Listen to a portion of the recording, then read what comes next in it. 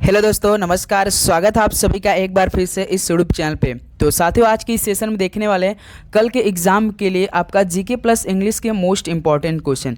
तो साथियों, आज की इस सेशन हम लोग टॉप 55 क्वेश्चन हल करेंगे, जिसमें साथियों आज हम लोग सबसे पहले इंग्लिश के प्रश्न को हल करेंगे। उसके बाद साथियों जो जीके के मोस्ट एक्सपेक्टेड प्रश्न रहेगा उसको हल करने वाले हैं। तो जिनका एग्जाम अभी आने वाले शिफ्ट में बाकी है तो ये सेशन उनके लिए अति महत्वपूर्ण हो सकता है। तो चलिए दोस्तों, बिना टाइम वेस्ट के इस सेशन को स्टार्ट करते हैं।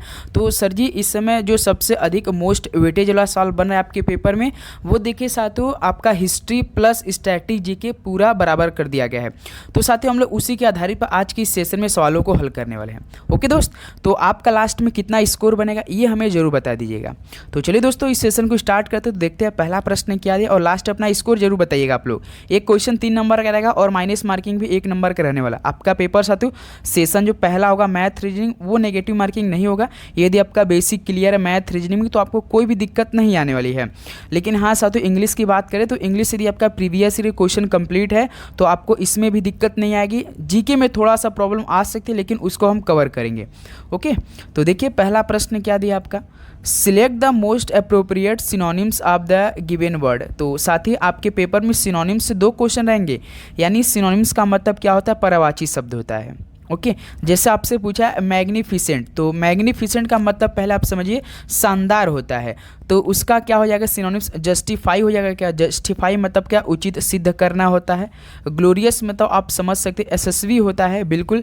तो मैग्निफिसेंट का साथ ग्लोरियस हो जाएगा। तो पहले का हम लोग का बी बिल्कुल राइट ऑप्शन हो जाएगा। यही आपसे मॉडेस्ट का मतलब पूछ दिया तो मामूली होता है, याद रखिएगा। हाईएस्ट का मतलब आप समझ सकते हैं। तो पहले का हम लोग का मैग्निफिसेंट का सिनोनिम्स ग्लोरियस हो जाएगा। ओके, चलिए अगला सवाल देखते हैं। क्वेश्चन नंबर देखिए साथी, सेकंड क्या दिया है, select the most appropriate synonyms of the given word. जितने भी टॉपिक आपके पेपर में आएगा, 2-2 सवाल आपके पेपर में आएंगे तो हम भी 2-2 सवाल टॉपिक को कवर करने का प्रयास करेंगे। जैसे सिनोनिम्स पूछा आपसे हजार्ड, हजार्ड का मतलब क्या होता है, खतरा होता है। एक प्रकार के पासे का एक खेल भी होता है, लेकिन हम लोग यहाँ पे हजार्ड खतरा को मान के चलेंगे।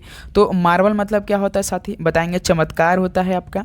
मिरेकल मतलब क्या होता है, इसके भी माने मेरा चमत्कार होता है। अर्डेंट का मतलब क्या होता है, तो साथी उत्साही होता है। लेकिन हजार्ड मतलब खतरा, तो एक्सीडेंट हो जाएगा।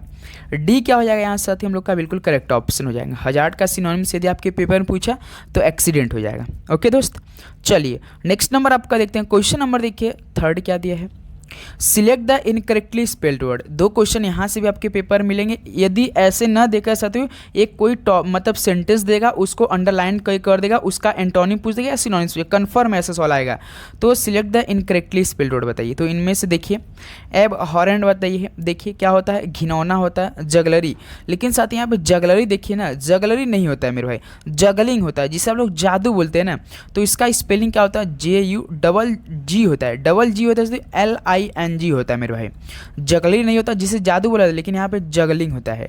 तो यहाँ से बी हम लोग का इनकरेक्टली स्पेल्ड वर्ड है। तो बी ऑप्शन यहाँ से क्या हो जाएगा दोस्तों हम लोग का राइट ऑप्शन है। गेस्चर मतलब क्या होता है साथी, इशारा होता है, याद रखिएगा आप लोग। ओके, चलिए अगला सवाल देखते हैं। क्वेश्चन नंबर देखिए 4 क्या दिया है, select the most appropriate antonym of the given word. काफ़ी दोस्तों का ये मैसेज आ रहा था कि सर मेरा इंग्लिश थोड़ा सा वीक है। तो देखिए जितने भी टॉपिक आज के सेशन में करेंगे आपको इसी टॉपिक को पढ़ के जाना है। सबसे अधिक आपको एंटोनिम सिनोनिम्स पढ़ के जाना है, क्योंकि पेपर में इससे आ रहा है। और आप बात करेंगे जो आपका वो क्या बोलते हैं, जो कि रिपोर्टेड स्पीच से ना एक सवाल आपके पेपर में आ रहा है, और साथ जो आपका वोकैबुलरी है इससे भी 2 क्वेश्चन आपके पेपर में बन रहे हैं। तो याद रखिएगा आप लोग। एंटोनिम बताइए, डिसहेबल्ड का मतलब क्या होता है। तो डिसहेबल्ड का मतलब साथी बिखरा हुआ, मतलब उलझा हुआ, इस प्रकार के जी बोलते हैं ना, बिखर गया है या उलझ गया है, उलझा दिया गया हुआ है, तो इसको डिसहेबल्ड बोलते हैं। तो इसका क्या हो जाएगा साथी, असर्टिव हो जाएगा, मतलब निश्चयात्मक होता है, इकरारी भी होता है।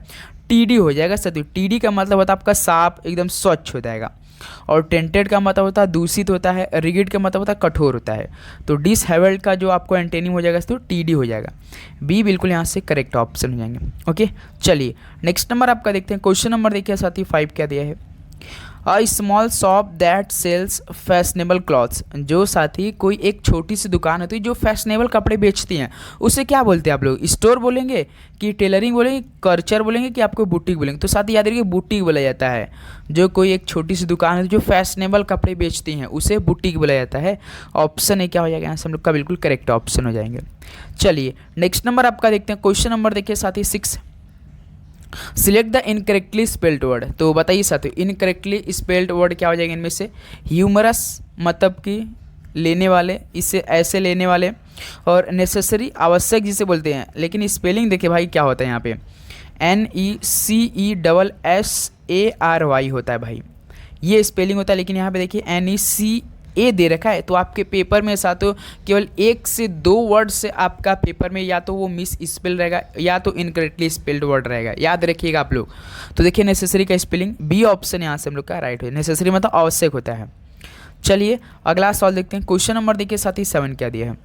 Select the incorrectly spelled word. बताइए select the incorrectly spelled word इनमें से कौन सा? Grammar, pleasant, familiar, awful. Awful grammar तो बिल्कुल राइट है, ग्रामर आपको पढ़ के जाना है। ग्रामर मतलब साथी एक या 2 साल पेपर में आ रहा है, वही हमने बोला ना रिपोर्टेड स्पीच से संबंधित। प्लीजेंट बिल्कुल राइट है, फैमिलियर भी। ऑफुल, ऑफुल का मतलब साथी होता है बहुत बुरा, भयंकर। लेकिन इसमें साथी याद रखिए ई बीच में नहीं रहता है भाई, केवल AWFUL रहता है। तो डी ऑप्शन यहाँ से क्या हो रहा है हम लोग का? बिल्कुल राइट ऑप्शन होने वाला है। ओके साथी, चलिए अगला सवाल देखते हैं। क्वेश्चन नंबर देखिए 8 क्या दिया है? Select the most appropriate antonym of the given word. भाई ऑथेंटिक का एंटोनिम बताइए, विलोम शब्द बताइए। ऑथेंटिक का मतलब प्रमाणिक, विश्वसनीय होता है एक प्रकार का, तो क्या बोलते हैं? मॉडरेट मतलब मध्यम, एक्चुअल मतलब वास्तविक हो जाएगा, फॉल्स हो जाएगा सत्य, यहाँ से फॉल्स हो जाएगा, असत्य जिसे बोलते हैं। तो सी ऑप्शन बिल्कुल राइट ऑप्शन। जैसे कि ऑथेंटिक का मतलब होता है साथी प्रमाणिक, विश्वसनीय, तो इसी तरह से फॉल्स का आपका वाइस हो जाएगा। और वाइस का मतलब आप समझ सकते हैं साथी क्या होता है? ढंग, बुद्धिमान। तो सी होगा हम लोग का करेक्ट ऑप्शन। चलिए अगला सवाल देखते हैं। क्वेश्चन नंबर देखिए साथी 9 क्या दिया है? Select the incorrectly spelled word. तो बताइए select the incorrectly spelled word इनमें से आपको बताना है। तो एक्नॉलेज, पहला स्पेलिंग देखिए एक्नॉलेज का मतलब स्वीकार करना होता है ना। तो भाई देखिए AC तो होता है, KNOW आप सभी को पता होगा, नो एक हो गया। फिर उसके बाद LEDGE होता है मेरे भाई, LEDGE होता है। इसमें देखिए LEGE केवल दे रखा है, आपका D नहीं दे रखा है। टेरिटरी भी बिल्कुल, देशभक्ति, एक्सीलेंस बिल्कुल, वेजनेस बिल्कुल। तो यहाँ से हम लोग का एक्नॉलेज साथी क्या है? इनकरेक्टली वाला स्पेल्ड वर्ड है। ऑप्शन है यहाँ से हम लोग का बिल्कुल राइट हो जाएगा। चलिए अगला सवाल देखते हैं। Question number 10। और साथ ही याद रखिएगा आपके पेपर में जो मैथ रीजनिंग क्वेश्चन आ रहे हैं ना, बिल्कुल आपका बेसिक आ रहा है, आपको उसको थोड़ा सा तो इसमें दूर रखना है। सबसे अधिक आपको फोकस करना है जीके और इंग्लिश पे।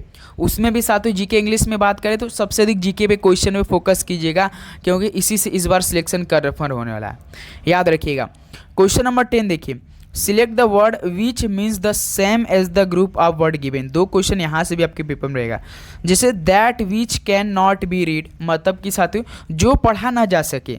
That which can not be read, जो पढ़ा ना जा सके, उसके लिए क्या बोलेंगे? इनएक्सेसिबल बोलेंगे।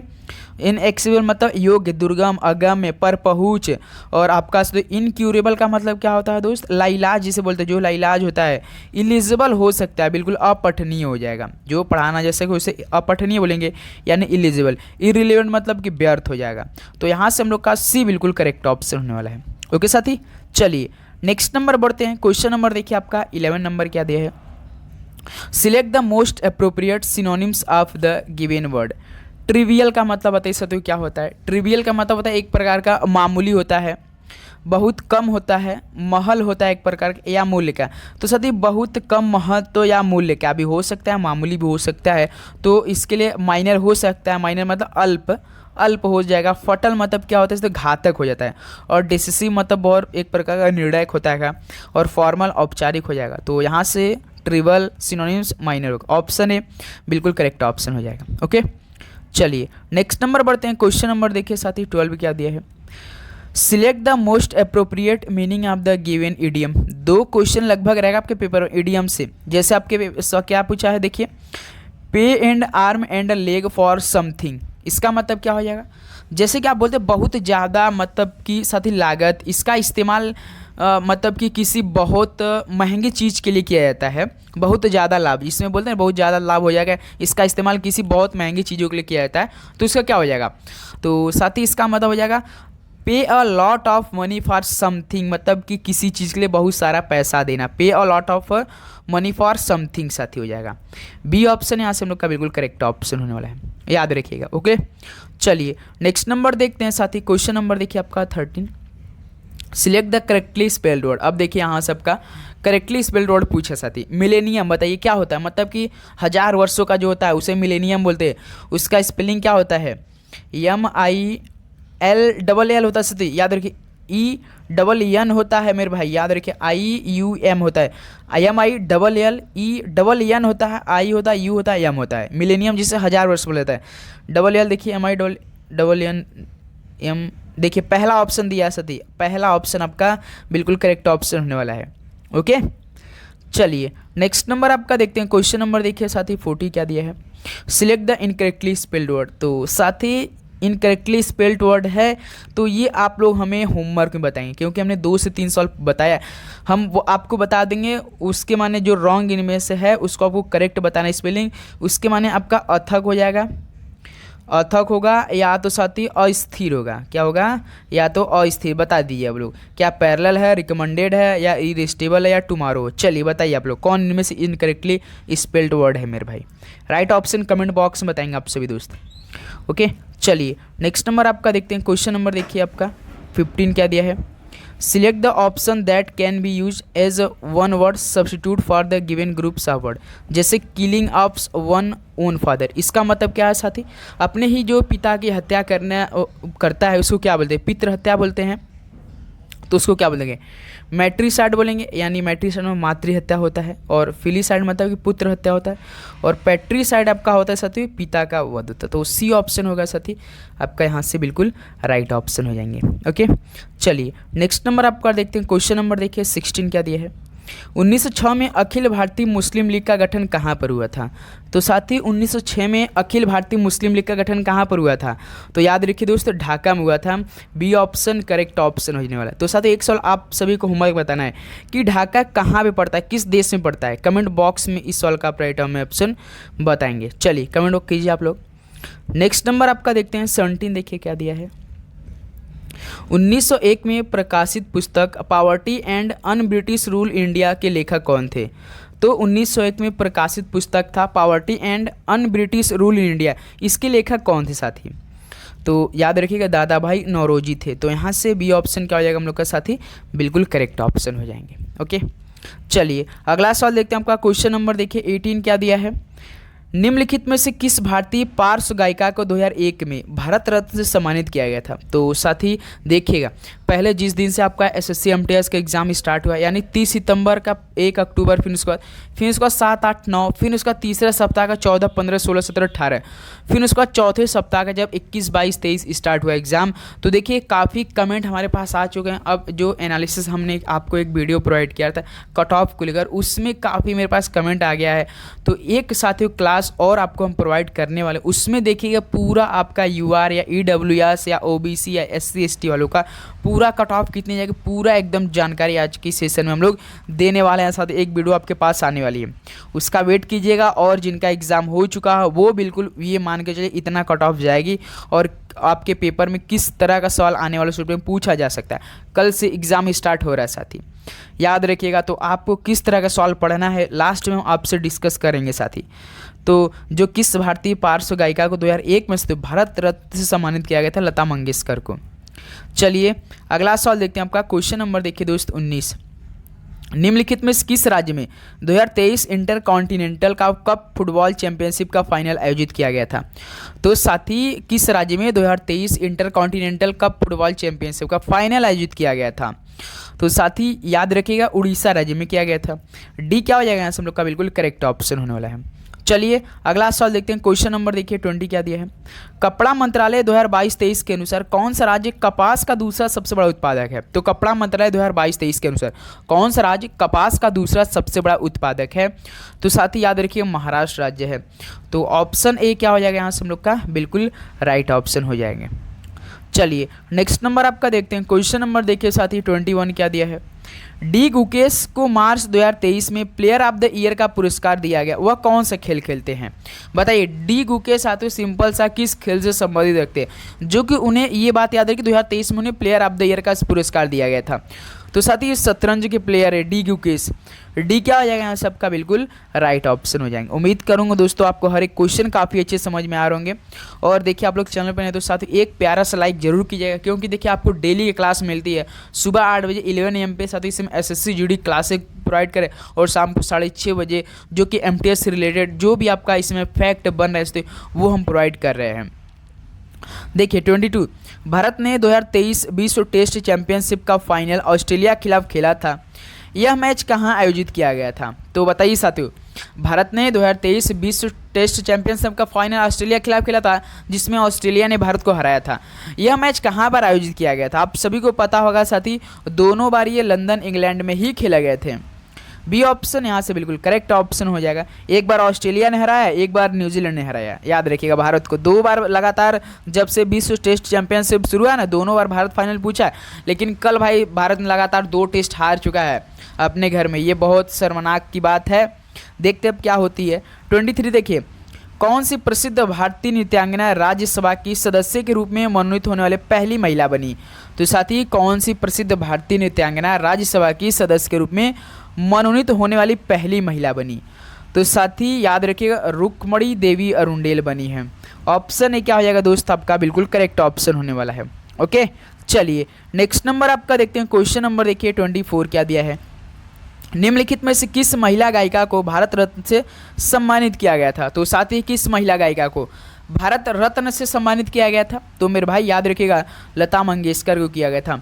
तो यहाँ से हम लोग का बी ऑप्शन क्या होने वाला है, बिल्कुल राइट ऑप्शन हो जाएंगे। ओके चलिए अगला सवाल देखते हैं आपका। क्वेश्चन नंबर देखिए साथी 25 क्या दिया है। निम्नलिखित में से कौन सा राजस्थान का प्रसिद्ध लोक नृत्य है? तो साथी कौन सा राजस्थान का प्रसिद्ध लोक नृत्य है, बता सकते हैं आप लोग? बिल्कुल सजी, तो याद रखिए कालबेलिया है।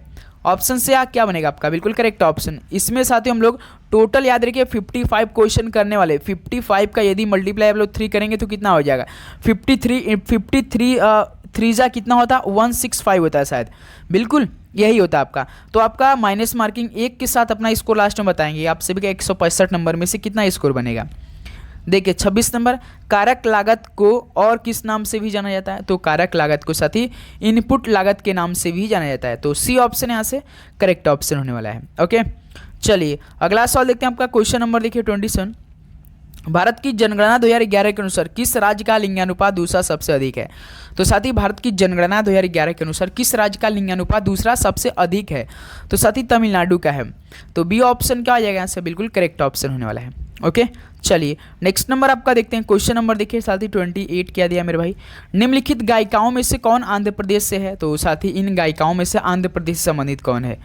तो ऑप्शन पढ़िएगा तो आपको मिलेगा एस जानकी, ये आंध्र प्रदेश से संबंधित है। डी ऑप्शन हम लोग का यहाँ साथी बिल्कुल करेक्ट ऑप्शन होने वाला है। ओके चलिए अगला सवाल देखते हैं आपका। क्वेश्चन नंबर देखिए साथी 29 क्या दिया है। निम्नलिखित में से कौन सा कारक भारत की जलवायु को प्रभावित नहीं करता है? तो साथ ही इनमें से ऐसा कौन सा कारक है जो कि भारत की जलवायु को प्रभावित नहीं करता है? तो साथ ही याद रखिएगा देशांतर नहीं करता है। तो बी ऑप्शन यहाँ से क्या होने वाला हम लोग का बिल्कुल राइट ऑप्शन हो जाएंगे। चलिए अगला सवाल देखते हैं। क्वेश्चन नंबर देखिए साथ ही 30 क्या दिया है। सिरपुर तीर्थ स्थल निम्नलिखित में किस राज्य में स्थित है? तो साथ ही सिरपुर तीर्थ स्थल निम्नलिखित में से किस राज्य में स्थित है? तो साथ ही याद रखिए छत्तीसगढ़ में स्थित है। यहाँ से ऑप्शन सी क्या हो जाएगा आपका बिल्कुल करेक्ट ऑप्शन होने वाला है। ओके चलिए अगला सवाल देखते हैं आपका। क्वेश्चन नंबर देखिए साथ ही 31 क्या दिया मेरे भाई। निम्नलिखित में से कौन महात्मा गांधी की आत्मकथा है? तो साथ ही इनमें से आपको बताना है कि महात्मा गांधी की आत्मकथा कौन है। चलिए कमेंट बॉक्स में बताइए आप लोग। तो साथ ही याद रखिएगा the story of my experiment with truth है। ये आपके पेपर में ऐसे पूछेगा the story of my experiment with truth, ये किसकी आत्मकथा है? तो डायरेक्ट आप लोग महात्मा गांधी जाएंगे। ओके चलिए नेक्स्ट नंबर देखते हैं आपका। क्वेश्चन नंबर देखिए साथ ही 32 क्या दिया है। निम्नलिखित में से कौन भारत में माइक्रो फाइनेंस संस्थान का उदाहरण है? तो भारत में जिस माइक्रो फाइनेंस संस्थान का उदाहरण है वो केवल बंधन बैंक है। आने वाले शिफ्ट में हो सकता है कि पेपर सॉल्व पूछा जा सकता है। साथ ही आप देखिए थोड़ा सा योजना के सवाल पढ़ लीजिएगा करंट अफेयर का, और अधिनियम के कुछ सवाल पढ़ लीजिएगा, पेपर में आएगा। साथ ही आपके पेपर में याद रखिएगा ये टॉपिक जरूर सॉल्व उठाएगा, कम से कम 2 क्वेश्चन उठाएंगे। साथ ही 33 देखिए, अलारमेल वल्ली एक नर्तकी हैं, तो अलारमली वल्ली जो आपका वल्ली एक है साथियों, कौन से हैं ये, भरतनाट्यम नर्तकी हैं। तो ऑप्शन क्या हो जाएगा मेरे भाई यहाँ से आपका बिल्कुल राइट ऑप्शन हो जाएंगे। चलिए अगला सवाल देखते हैं, आपका क्वेश्चन नंबर देखिए साथी 34, बक्सर के युद्ध किस वर्ष हुआ था। ये 14 नवंबर तक जरूर आपके पेपर में सवाल बनेगा, किसी ना किसी शिफ्ट में जरूर सवाल आएगा। तो बक्सर के युद्ध किस वर्ष हुआ था, तो 1764 ईस्वी में हुआ था मेरे भाई। ऑप्शन क्या हो जाएगा यहाँ सबका बिल्कुल करेक्ट ऑप्शन होने वाला है। ओके चलिए नेक्स्ट नंबर देखते हैं, क्वेश्चन नंबर देखिए साथी 35 क्या दिया है, द ग्रेट इंडियन नॉवेल ये किसके द्वारा रचित एक व्यंग्य उपन्यास है। तो साथी द ग्रेट इंडियन नॉवेल द्वारा रचित एक व्यंग्य उपन्यास है, तो किसकी है, तो साथी याद रखिए शशि थरूर की है। तो यहाँ से हम लोग का करेक्ट ऑप्शन क्या हो जाएगा, डी बिल्कुल राइट हो जाएगा। ओके चलिए नेक्स्ट नंबर देखते हैं 36 देखिए साथी क्या दिया है, भारतीय संविधान के कौन से अनुच्छेद संघ और उसके क्षेत्र से संबंधित है। बताइए साथी भारतीय संविधान कौन से अनुच्छेद संघ और उसके क्षेत्र से संबंधित है। तो मेरे भाई अनुच्छेद 1 से लेकर 14 के बीच है, तो यहाँ से बी ऑप्शन क्या होने वाला है, बिल्कुल आपका राइट ऑप्शन हो जाएंगे। ओके चलिए नेक्स्ट नंबर आपका देखते हैं 37 देखिए साथी क्या दिया है, भारत की निम्नलिखित प्रायद्वीपीय नदियों में से कौन सी पश्चिम की ओर बहने वाली नदी है। तो साथी भारत की प्रायद्वीपीय नदियों में से कौन सी पश्चिम की ओर बहती है नदी, तो सबसे बड़ी जो प्रायद्वीपीय नदी भारत की वो कौन है, गोदावरी है, जो कि साथी पश्चिम की ओर बहने वाली नदी, लेकिन नर्मदा नदी पश्चिम की ओर बहती है। तो बी ऑप्शन यहाँ से आ जाएगा बिल्कुल राइट ऑप्शन हो जाएंगे। चलिए नेक्स्ट नंबर आपका देखते हैं 38 देखिए क्या दिया दोस्त, भरतनाट्यम की शास्त्रीय नृत्य शैली ये किस राज्य से संबंधित है। तो बताइए साथी भरतनाट्यम की शास्त्रीय नृत्य शैली ये किस राज्य से संबंधित है। तो याद रखिए तमिलनाडु राज्य से संबंधित है। बी ऑप्शन क्या हो जाएगा आपका यहाँ से बिल्कुल करेक्ट ऑप्शन हो जाएंगे। ओके चलिए नेक्स्ट नंबर देखते हैं, आपका क्वेश्चन नंबर देखिए 39 क्या दिया है, समा भाटे को निम्नलिखित में से किस नृत्य शैली में उनके योगदान के लिए संगीत नाटक अकादमी पुरस्कार 2021 मिला। बताइए समा भाटे को किस लिए साथियों, किस नृत्य शैली में उनके योगदान के लिए संगीत नाटक अकादमी पुरस्कार 2021 मिला था। तो वो कथक के लिए मिला था। ऑप्शन बी क्या हो जाएगा मेरे भाई यहाँ से आपका बिल्कुल राइट ऑप्शन हो जाएंगे। ओके उम्मीद करूँगा दोस्तों आपको हर एक क्वेश्चन काफ़ी अच्छे से याद करोगे भाई। आप बिल्कुल भी एक एक क्वेश्चन को हल्के में बिल्कुल भी नहीं लेंगे, क्योंकि देखिए आपके पेपर में बिल्कुल ऐसे ही प्रश्न पूछे जा रहे हैं साथी। याद रखिएगा देखिए 40 नंबर, श्री नारायण धर्म परिपालन योगम की स्थापना कहाँ हुई थी। तो श्री नारायण जो धर्म परिपालन योगम की स्थापना हुई थी मेरे भाई ये केरल राज्य में हुई थी। तो बी ऑप्शन क्या हो जाएगा आपका यहाँ से बिल्कुल करेक्ट ऑप्शन हो जाएंगे। ओके चलिए अगला सवाल देखते हैं, क्वेश्चन नंबर देखिए 41 क्या दिया है, 68वें फिल्म फेयर पुरस्कार 2023 में सर्वश्रेष्ठ पार्श्व गायक पुरस्कार किसने जीता। तो बताइए साथी 68वें फिल्म पुरस्कार 2023 में सर्वश्रेष्ठ पार्श्व गायक यानी पुरुष का पुरस्कार किसने जीता। तो ये जीता था अरिजीत सिंह ने साथी। अरिजीत सिंह काफ़ी अच्छे गाना गाते हैं ना, सी ऑप्शन करेक्ट हो जाएगा।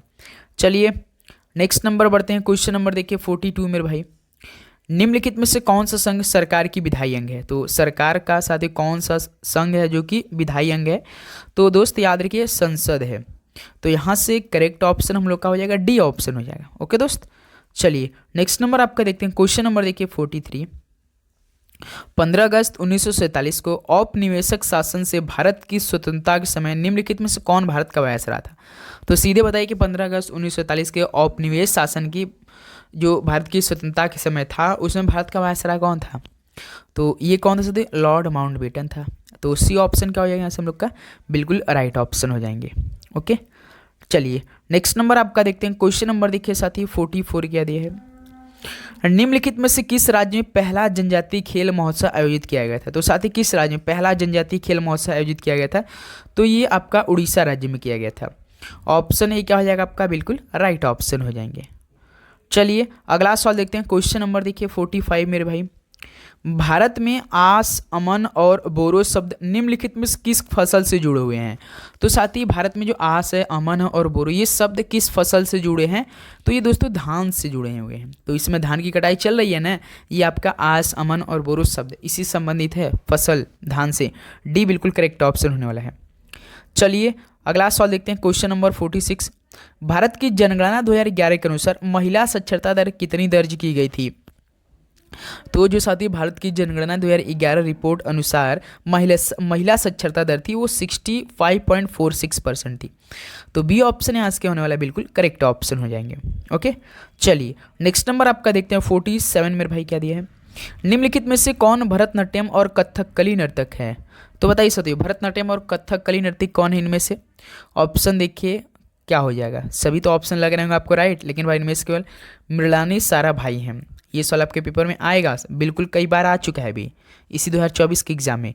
चलिए नेक्स्ट नंबर देखते हैं 48 मेरे भाई। निम्नलिखित में से कौन नर्तक भारतीय शास्त्रीय नृत्य कथक से जुड़ा है? तो साथी कौन नर्तक भारतीय शास्त्रीय नृत्य कथक से जुड़ा हुआ है? तो साथी पंडित बिरजू महाराज। तो बी ऑप्शन मेरे भाई क्या हो जाएगा आपका बिल्कुल करेक्ट ऑप्शन हो जाएंगे। ओके, चलिए अगला सवाल देखते हैं। क्वेश्चन नंबर देखिए साथी 49। निम्नलिखित में से कौन भारत में संचार मेल चैनल है? तो साथी जो भारत में संचार मेल चैनल है वो ग्रीन चैनल है। डी क्या हो जाएगा यहाँ से हम लोग का बिल्कुल राइट ऑप्शन हो जाएंगे। ओके, चलिए नेक्स्ट नंबर आपका देखते हैं। क्वेश्चन नंबर देखिए साथी 50 क्या दिया है। भारत क्रांति की जननी किसे माना जाता है? तो साथी भारतीय क्रांति की जननी किसे माना जाता है? Annie Besant, Usha Mehta, madam कामा या कस्तूरबा गांधी को? तो ये तो मैडम कामा को माना जाता है। तो ऑप्शन क्या बनेगा यहाँ से दोस्त हम लोग का? सी बिल्कुल राइट ऑप्शन होने वाला है। चलिए नेक्स्ट नंबर आपका देखते हैं। क्वेश्चन नंबर देखिए साथी 51। महिला विश्व चैंपियनशिप 2023 भारत के किस शहर में आयोजित की गई? तो महिला विश्व चैंपियनशिप 2023 भारत के किस शहर में आयोजित की गई? तो साथी ये नई दिल्ली में आयोजित की गई। तो यहाँ से ऑप्शन क्या बनेगा आपका? सी बिल्कुल राइट ऑप्शन होने वाला है। ओके, चलिए अगला सवाल देखते हैं आपका। क्वेश्चन नंबर देखिए साथी 52। भारतीय शिवाजी और कनक रेले किसके प्रतिपादक हैं? तो साथी भारतीय शिवाजी और कनक रेले ये किसके प्रतिपादक हैं? तो मेरे भाई आप लोग याद रखिए मोहिनी अट्टम के हैं ये। तो बी ऑप्शन क्या होने वाला है यहाँ सबका बिल्कुल राइट ऑप्शन हो जाएंगे। ओके, चलिए अगला सवाल देखते हैं आपका। Question number 53। भारतीय संविधान का कौन सा अनुच्छेद ग्राम पंचायत के संगठन से संबंधित है? तो बताइए भारतीय संविधान कौन सा अनुच्छेद ग्राम पंचायत के संगठन संबंधित है? तो साथी याद रखिएगा अनुच्छेद 40 है। और राज्यसभा के जो गठन संबंधित कौन है? अनुच्छेद 80 है। जस्ट इसका दोगुना, जैसे कि आपका संविधान से संबंधित जो अनुच्छेद 40 है ये ग्राम पंचायत के संगठन संबंधित है, उसी प्रकार जो राज्यसभा के गठन संबंधित कौन सा अनुच्छेद है? तो 80 है। चलिए नेक्स्ट नंबर बढ़ते हैं। क्वेश्चन नंबर देखिए 54। निम्नलिखित में से कौन सिलेक्शन डे पुस्तक का लेखक है? तो सिलेक्शन डे पुस्तक के लेखक कौन है?